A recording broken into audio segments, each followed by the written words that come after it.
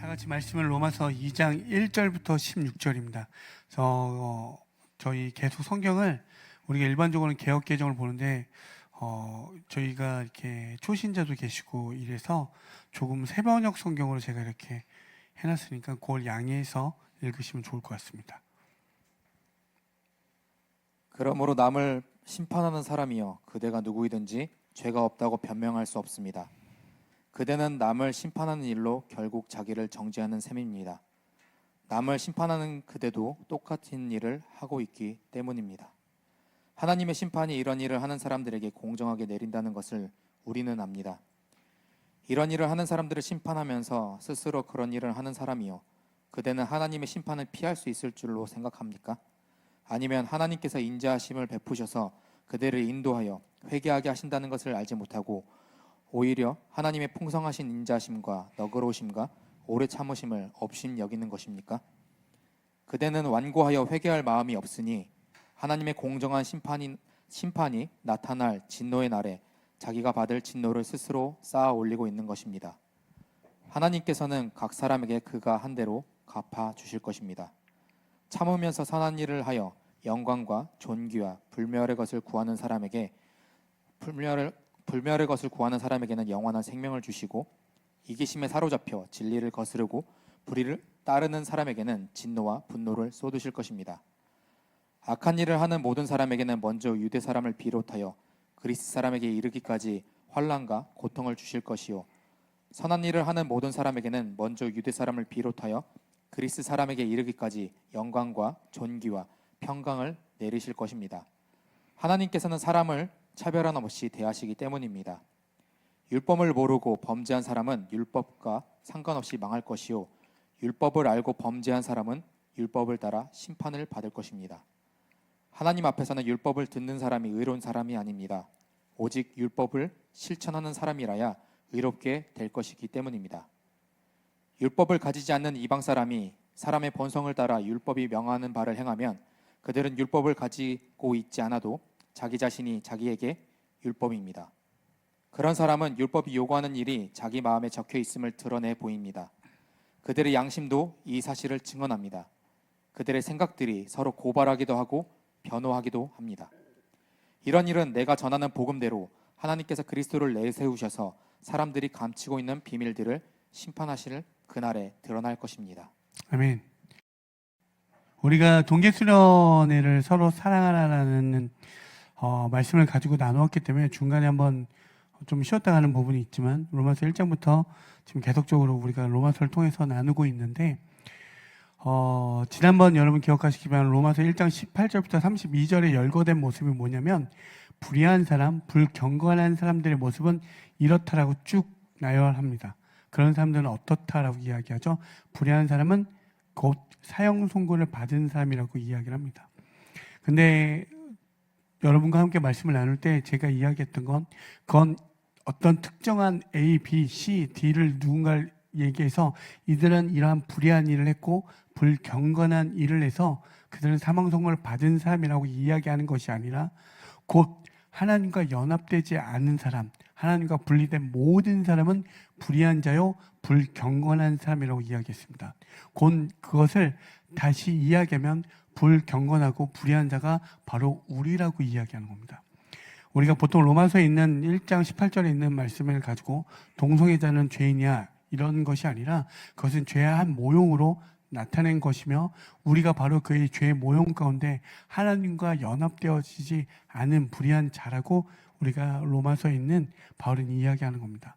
왜냐하면 바울의 모든 수시는 로마에서 지금 하나님을 믿고 있고 예수를 믿고 있는 그 교회를 향해서 지금 전달해주고 있다는 사실입니다. 그렇죠?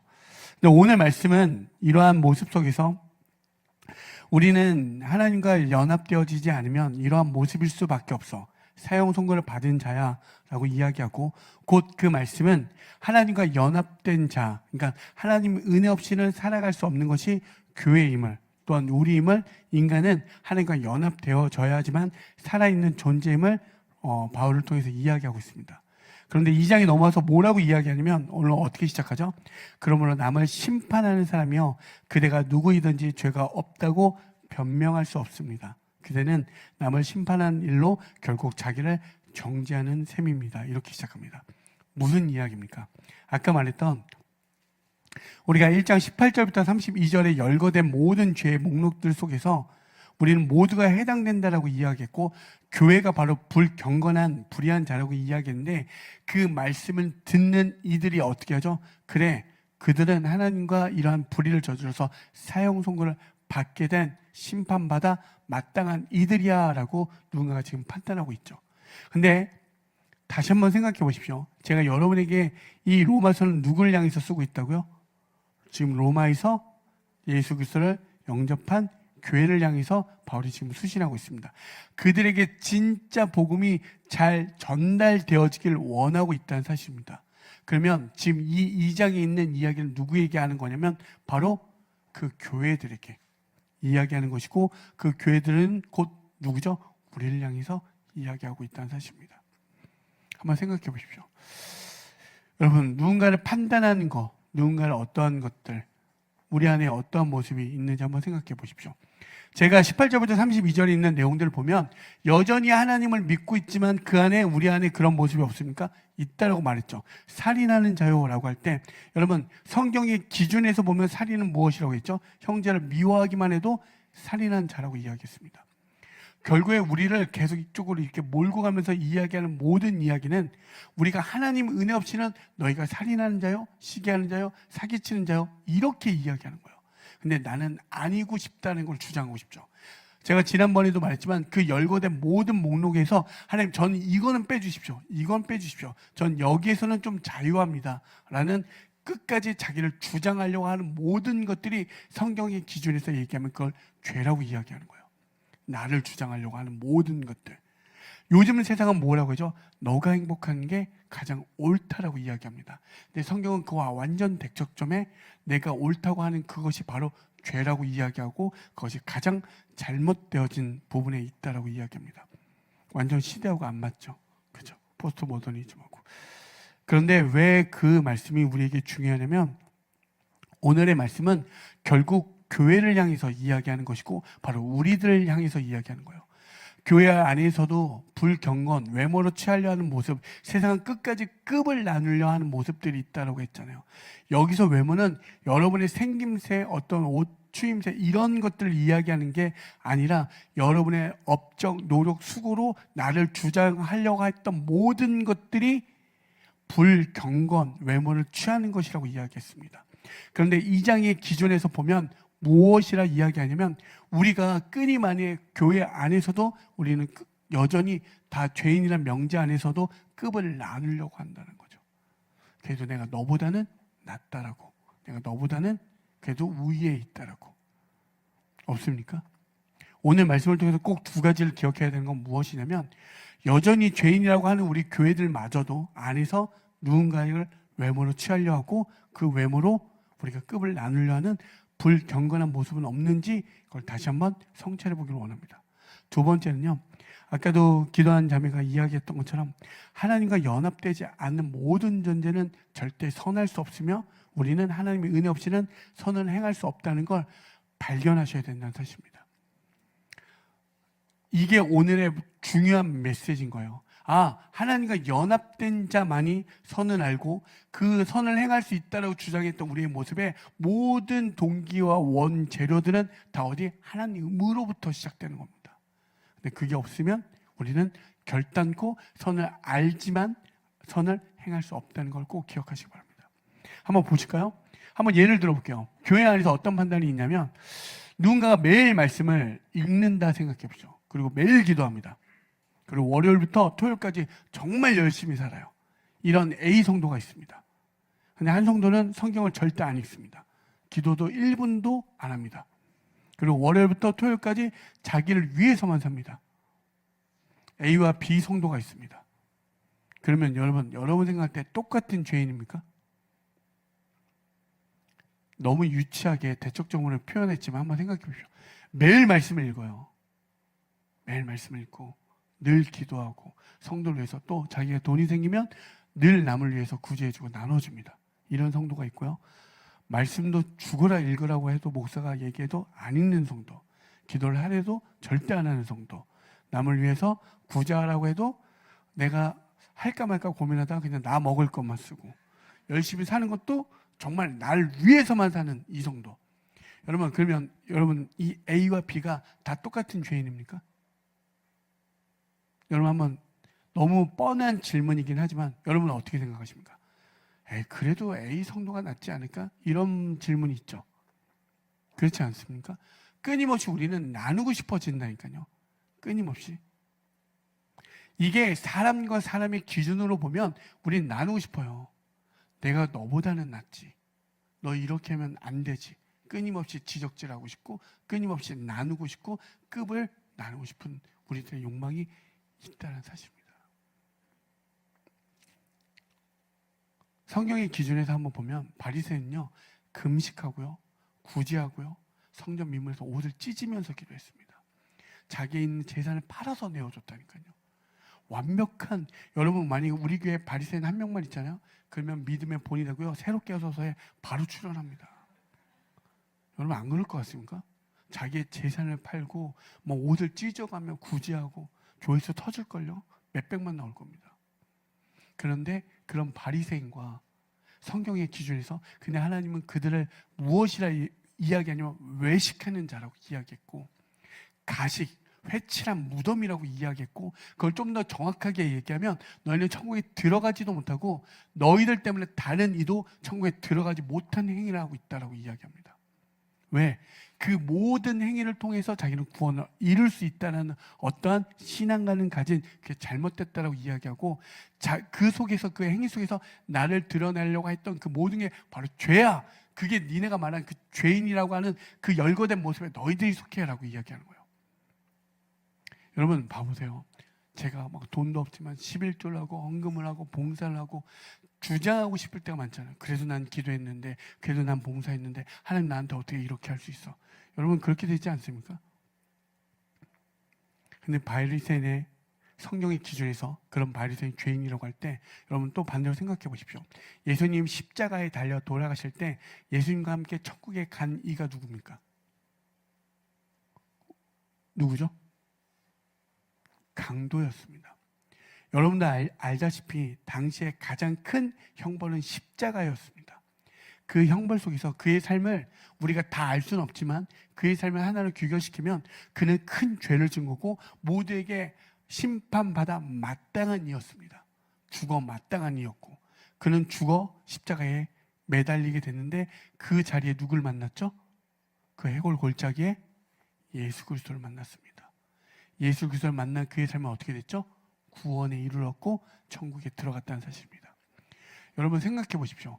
모든 행위 속에서 너무 완벽하고 최선을 다했던 A의 바리새인과 결국에 자기 인생에 죄밖에 지은 게 없어서 죽을 수밖에 없는 그 자리에 예수를 만난 그의 삶은 오늘 나와 함께 하나님의 나라로 들어가는 그 입성을 누리게 됩니다.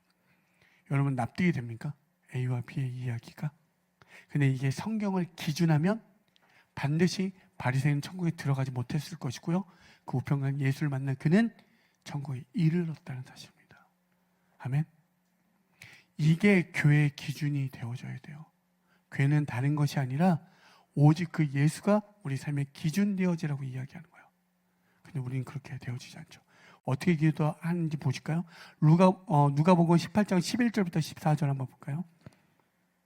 바리새파 사람은 서서 혼잣말로 이렇게 기도하였다. 하나님 감사합니다. 나는 남의 것을 빼앗는 자나 불의한 자나 간음하는 자나 간음하는 자와 같은 다른 사람들과 같지 않으며 더구나 이 세리와는 같지 않습니다. 나는 일에 2번 금식하고 내 모든 소득의 11조를 바칩니다. 그런데 세리는 멀찍이 서서 하늘을 우러러 볼 엄두도 못 내고 가슴을 치며 아 하나님 이 죄인에게 자비를 베풀어 주십시오 하고 말하였다. 내가 너희에게 말한다. 의롭다는 인정을 받고서 자기 집으로 내려간 사람은 저 바리새파 사람이 아니라 이 세리다. 누구든지 자기를 높이는 사람은 낮아지고 자기를 낮추는 사람은 높아질 것이다. 아멘. 여러분 근데 이 기도가 바리새인이라고 하니까 우리가 바리새인을 자꾸 성경에서 뭐 말씀 속에서 죄인이라고 딱 그 모형으로 이야기하니까 되게 나쁜 사람인 것 같지만 아니요. 만약에 오늘 이 자리에 있으면 아까도 말씀드렸지만 새롭게 하소서에서 매일 등장해도 날마다 우리가 눈물을 흘리며 은혜를 받는다니까요.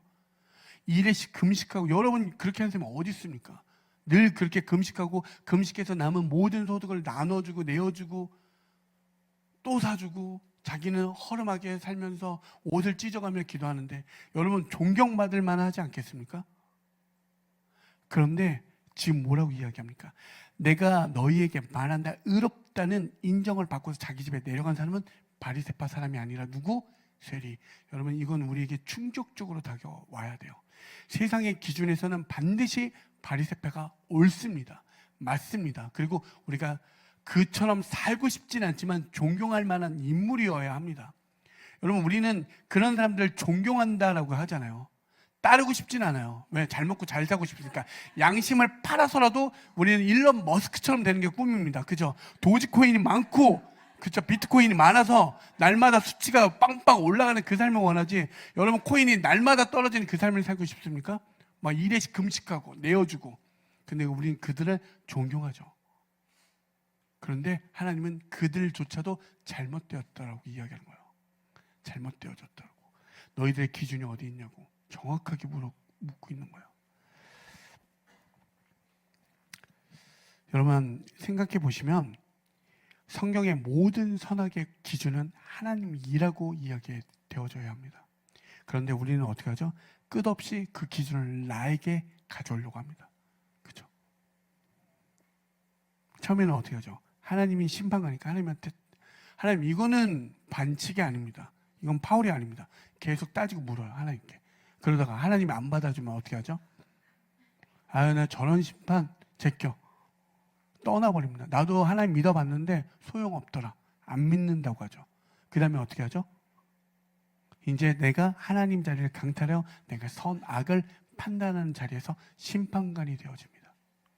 그렇죠? 여러분 축구를 조금 볼을 흔히 말해서 조금만 찰 줄 아는 사람들은 국가대표 위아래로 그냥 1번부터 10번까지 다 그냥 자근자근 씹어줍니다. 그리고 심판합니다. 저기에서 저렇게 패스하면 안 된다고. 뭐 너는 얼마나 여러분 그런 생각 안 듭니까? 그러니까 예전에 한번 기성용이라는 선수가 그럼 니네가 뛰어봐 이렇게 댓글을 날려서 한번 난리가 난 적이 있는데 여러분 그게 우리의 모습이라니까. 교회를 다니면서도 내가 믿고 내가 했던 모든 신앙의 교리와 교의와 모든 행위가 옳다 하니까 그 기준에 맞지 않으면 이탈되거나 미달이 되어지면 우리 끊임없이 그것에 대해서 지적질합니다. 여러분 우리들의 선을 한번 보십시오. 과연 어떤 선이 나오는지, 어떤 것들이 격발하여 나타나는지, 도대체 무엇이 나오는지. 그렇지 않다니까요. 여러분 양심이란 단어 있죠. 양심이란 단어. 예전에는 어떠한 것에 그런 일을 행해서 하다 보면 야, 넌 양심이 찔리지도 않아? 이런 말을 합니다. 그러면 요즘 그런 말 들어본 적 있습니까? 넌 양심에 털났냐? 막 이런 얘기 했었거든요. 예전에는. 근데 요즘은 양심이 밥 먹여주네 이렇게 되죠. 의미가 없어진 자기 유익, 이익의 어떤 극치로 달려가고 있습니다. 나의 유익과 이익을 위해서 남을 짓밟고 가서라도 얻어내려고 하는 세상을 살고 있습니다. 그렇죠?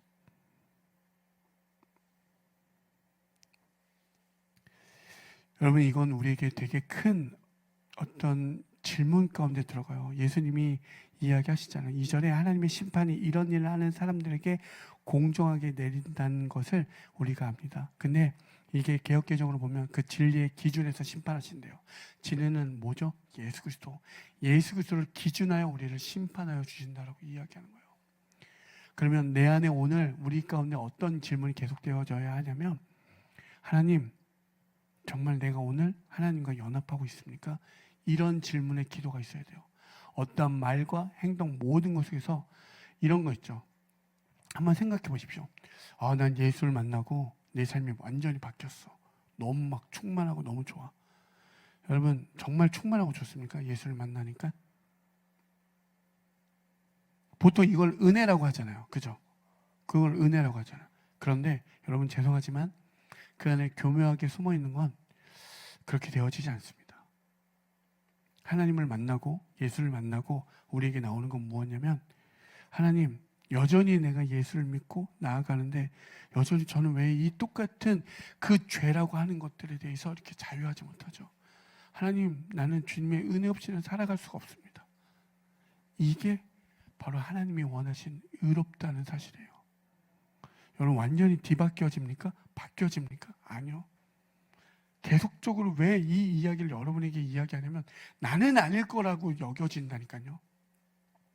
아니, 주님을 만나면요, 우리들에 있는 내가 깨끗했다 여겼던 모든 것들의 죄가 드러나 보이는 거예요. 와, 나 진짜 죄밖에 없구나. 그래서 제가 여러분에게 말씀드렸잖아요. 하나님이 우리에게 자유의지를 주셨대요. 예배할 수 있는 반응의 어떤 이런 것들, 반응할 수 있는 존재로 만들어 주셨대요.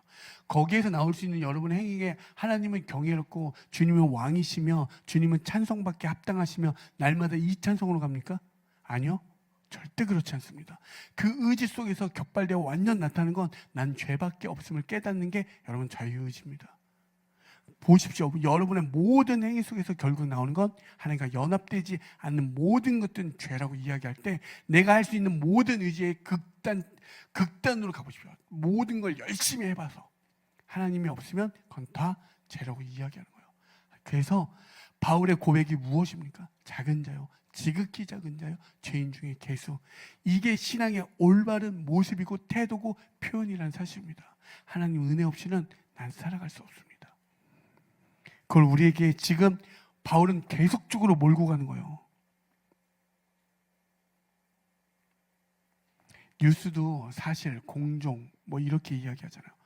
뉴스가 정말 사실만을 이야기합니까? 공정합니까? 정확합니까? 여러분, 각자 취향에 따라 뉴스를 보게 되면요, 하나의 사실에도 너무나 확연하게 논리 진영에 따라 이렇게 달라지는 걸 보게 됩니다. 정치인들이 지역에서 뽑히는 정치인들, 국회의원들 보면 항상 무엇을 이야기죠? 국민의 요구가 이렇다라고 이야기합니다. 그리고 국민을 위해서 산다라고 합니다. 근데 모든 영화나 이럴 때 보면 모든 악의 축으로 나오는 게 누굽니까? 국회의원들. 그걸 뭘 뜻하는 겁니까?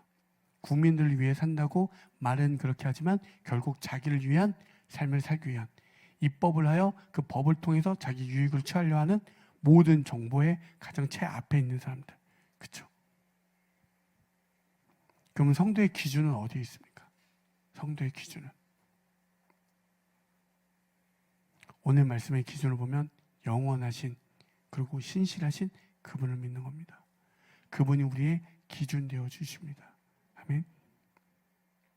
그래서 오늘 말씀은 여러분들, 판단하는 사람들이 죄인이야, 가장 큰 죄를 졌어, 여러분 판단하지 마십시오. 이걸 발견하는 게 아니라 우리는 끊임없이 판단한다니까요. 거기서 자유로울 사람이 없습니다. 쟤는 교회를 나왔는데 옷을 왜 저렇게 입고 있어? 목사가 무슨 옷을 저렇게 입고 와? 여러분, 끊임없이 이런 판단 없습니까? 여러분, 귀걸이 차면 신앙이 좀 더 보수적인 사람 뭐라 그러죠? 종이구나. 어떤 노예, 난 노예가 되고자 하는 표시구나. 예전에 어머님들은 그랬어요. 귀걸이 차면 뭐라고 했냐면, 왜냐면 구약 기준으로 보면 그건 노예라고 자기를 천명하는 거예요. 지금 귀걸이 하신 분들 있죠. 나는 노예입니다. 오늘 설거지, 오늘 청소 다 노예들이 오늘 하죠. 귀걸이 차신 모든 분들이 하시면 됩니다. 기준을 어떻게 두느냐에 따라 해석이 이처럼 달라져요. 근데 그게 아니라 여러분, 그래, 판단하지 말아야지, 이게 아니라 우리는 판단한다니까요. 그래서 이렇게 할 수밖에 없는 너희들을 바울이 지금 끝까지 몰고 가는 거예요. 유대인한테는 율법의 기준에서 너희들 율법을 들어 알지? 그럼 율법을 지켜. 그게 옳은 거야. 근데 율법을 지킬 수 있습니까? 아니요. 이방인들, 양심이 너희들의 율법이야. 그럼 양심대로 살아? 그럼 양심대로 여러분 삽니까? 아니요. 살 수 없다는 걸 끝까지 몰고 가는 거라니까요. 그 속에서 무엇을 발견하냐면 하나님의 진짜 크심을 발견하여 나의 자금, 그걸 발견하는 거예요. 오늘 말씀은 우리 그렇게 하지 말자, 판단하지 말자, 이렇게 된다고, 야 너희들 열심히 해, 그렇게 하면 돼, 그게 아니라 우리는 할 수 없음을 계속적으로 바울이 몰고 가서 진짜 크신 하나님을 발견해. 그 안에서 내가 어떠한 모습인지 보면 정말 하나님 앞에서 초라하고 작구나, 이 은혜를 깨달으라고 이야기하는 거예요. 신명기 7장 7절에 보면 주님께서 당신들을 사랑하시고 택하신 것은 당신들이 다른 민족들보다 수가 더 많아서가 아닙니다. 오히려 당신들은 모든 민족 가운데서 수가 가장 적은 민족입니다. 하나님이 이스라엘 백성을 구약의 어떤 모형으로 택한 이유가 무엇이냐면 뭐라고요? 그들이 잘나서가 아니라고, 그들의 업적 수고 무언가 대단해서가 아니라 하나님의 은혜라고 이야기하는 거예요. 우리는 그 은혜를 발견하여 내가 정말 작은 자구나, 내가 아무것도 아님을 오늘 말씀을 통하여 깨달으라고 이야기하는 거예요.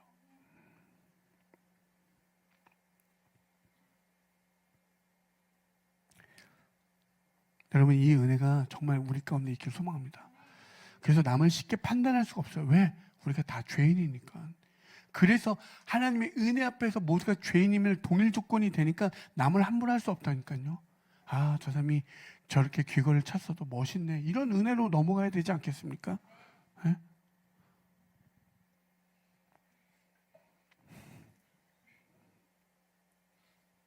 너는 그 링이 별로 안 어울려, 너는 더 큰 링이 어울려.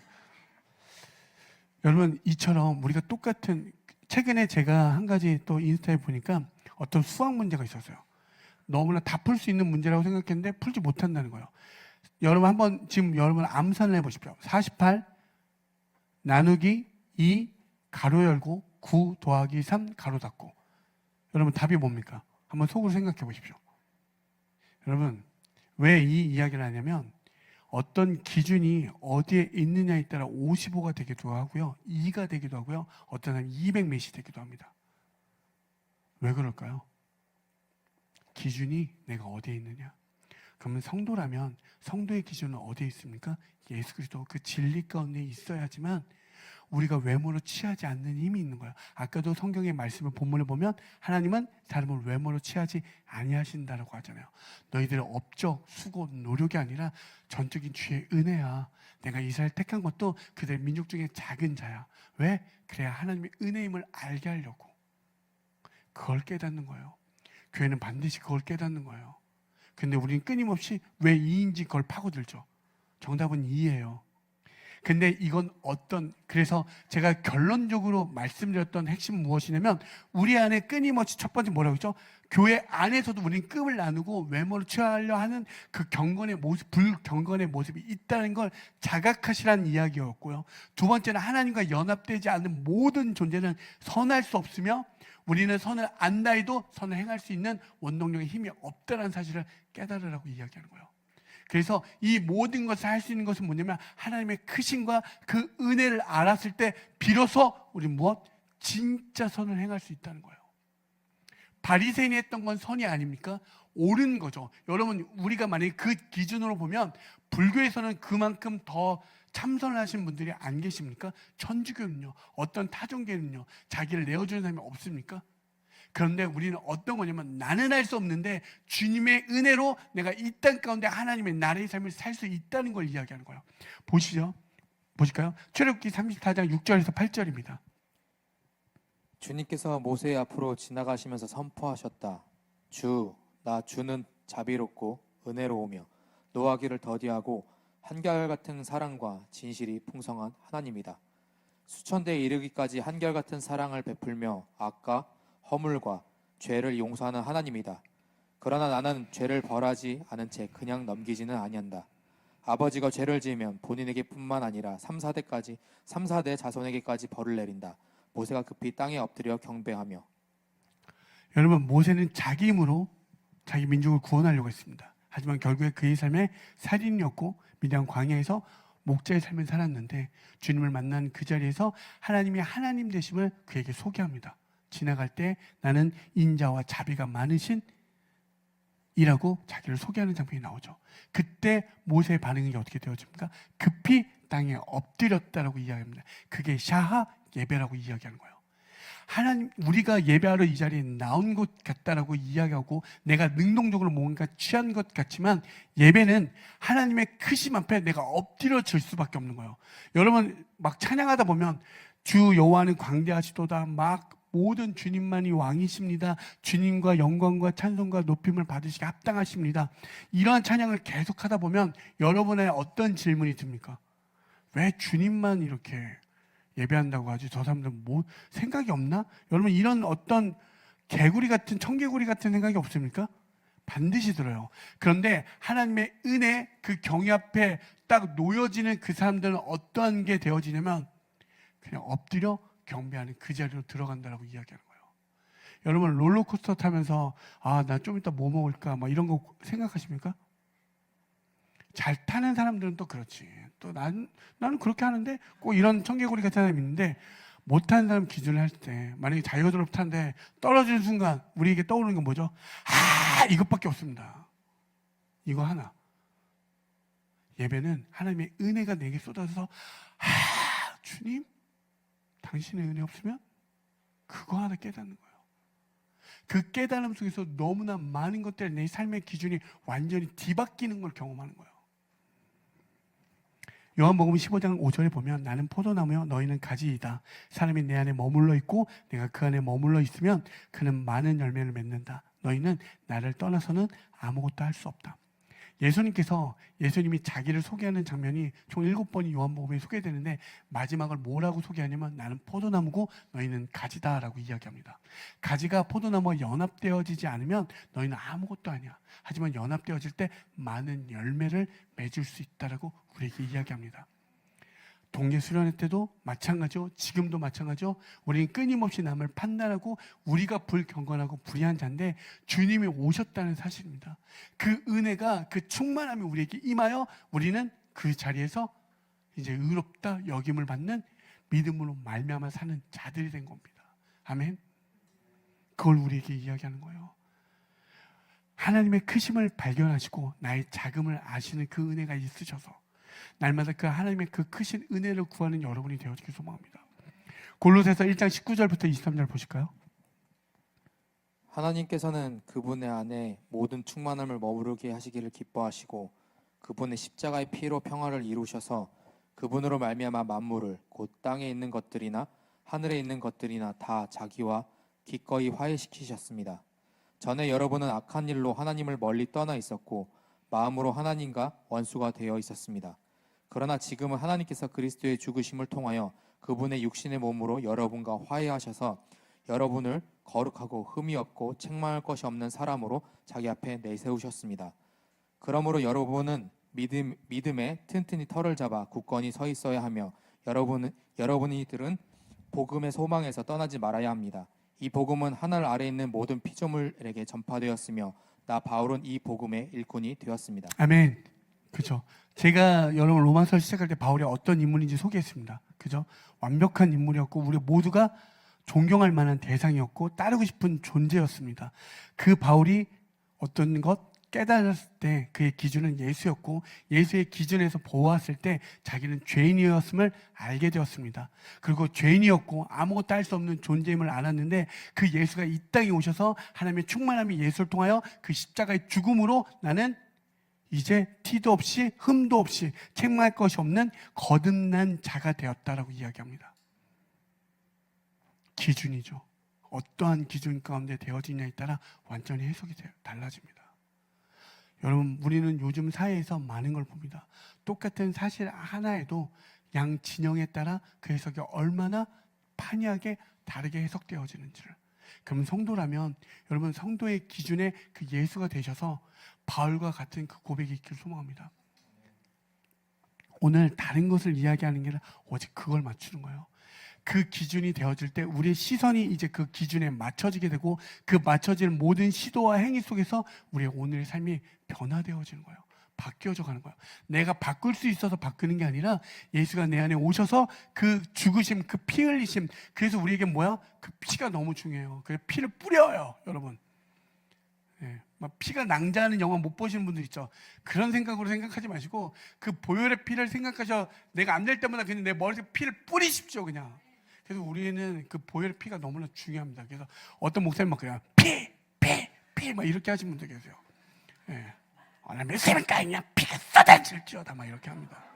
그냥 저 잘할 수 있어요. 그렇게 할렐루야, 여러분 할 수 있어요. 근데 진짜 그 보혈의 피 그것이 우리의 기준을 완전 뒤바뀌어 버리게 하는 거예요.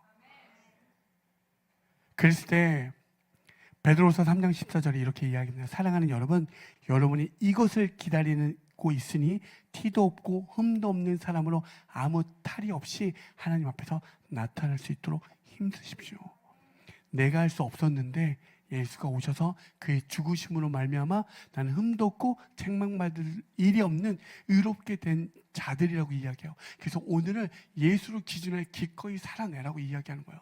여러분, 그러면 이것을 우리 삶에 조금만 적용해 보면 오늘 내가 무언가 이루고 싶고 무언가 해내고 싶고 무언가 취하고 싶었던 속에서 취하지 못하고 실패하고 넘어지고 좌절되어져도 그것은 하나님의 기준, 예수 그리스도의 기준에서는 그것은 아무런 의미가 없는 것들이에요. 그런데 내가 예수로 인해서 때로는 그 실패에도 하나님 어떻게 하면 좋겠습니까? 하나님 어떻게 하면 좋겠습니까? 그 당연한 뻔한 질문 가운데 그렇게 오늘 살아내시는 그것이 무엇이요?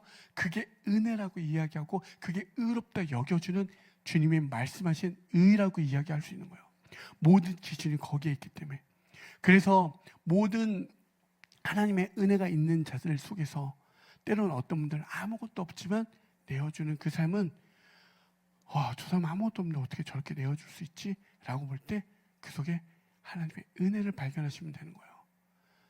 여러분 속에서 옆에 사람 한번 살짝 보십시오. 이 형제가 이 앞에 있네.